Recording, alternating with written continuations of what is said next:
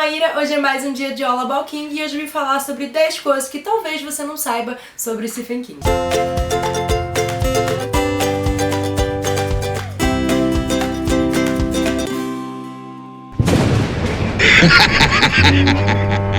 Se você quiser saber 10 coisas que talvez você não saiba sobre Neil Gaiman ou Rainbow Rowell, eu vou deixar a playlist linkada aqui no vídeo. A ideia desse vídeo é trazer curiosidades para que talvez conhecendo um pouco a história do autor, você se interesse em ler os livros dele.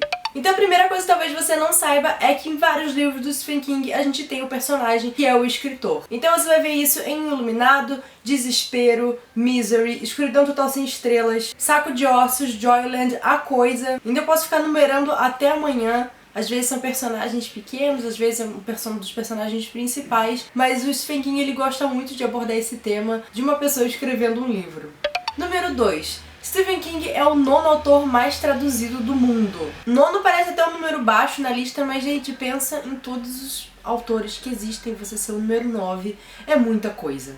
Número 3. No final dos anos 70, no início dos anos 80, Stephen King publicou 5 livros com o pseudônimo de Richard Bachman. Segundo ele queria testar se os livros dele eram realmente bons ou se as pessoas estavam comprando os livros dele meio que por inércia. Quem desmascarou ele foi um livreiro que achou a escrita do Richard Bachman muito parecida com o Stephen King e foi pesquisar lá no registro de direitos autorais e descobriu que quem tinha os direitos dos livros do Richard Bachman era Stephen King. Com isso, Stephen King avisou a imprensa que o Richard Bachman tinha falecido devido a um câncer de pseudônimo. Mas em 96, o Stephen King publicou um livro chamado Desespero. Nesse mesmo ano foi lançado um livro do Richard Bachman chamado Os Justiceiros, que é um companion, então, de Desespero.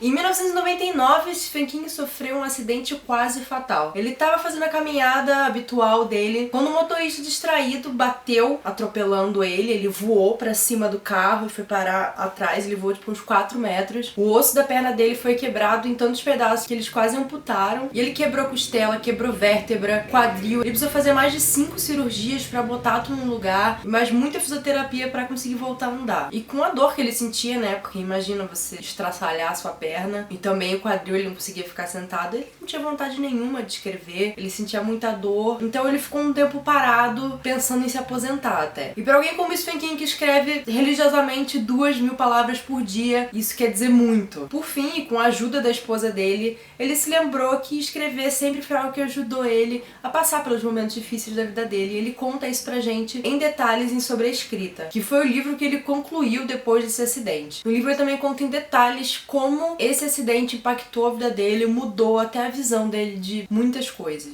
5. Existem mais de 100 adaptações dos livros de Stephen King para cinema e televisão. Inclusive ele tá no Guinness como o autor mais adaptado ever. Vocês vão ver aqui que a maioria das minhas resenhas que eu falo, eu digo a data de publicação do livro e a data que foi adaptado para o cinema ou TV.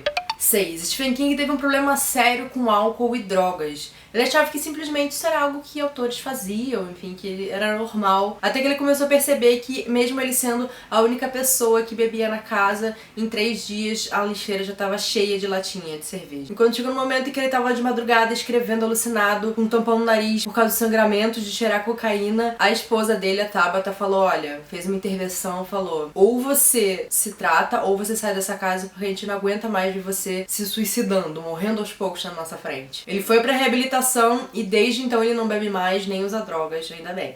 Número 7. Stephen King não lembra de ter escrito Cúdio. Por essa situação que eu mencionei anteriormente, que ele estava muito cheirado, muito drogado, e ele escreveu Cúdio nessa época, ele diz que ele não lembra o processo de escrever o livro. Ele fala que isso é um pouco triste porque ele gosta do livro e ele queria lembrar de ter tido essa experiência de escrever essa história, mas agora já foi.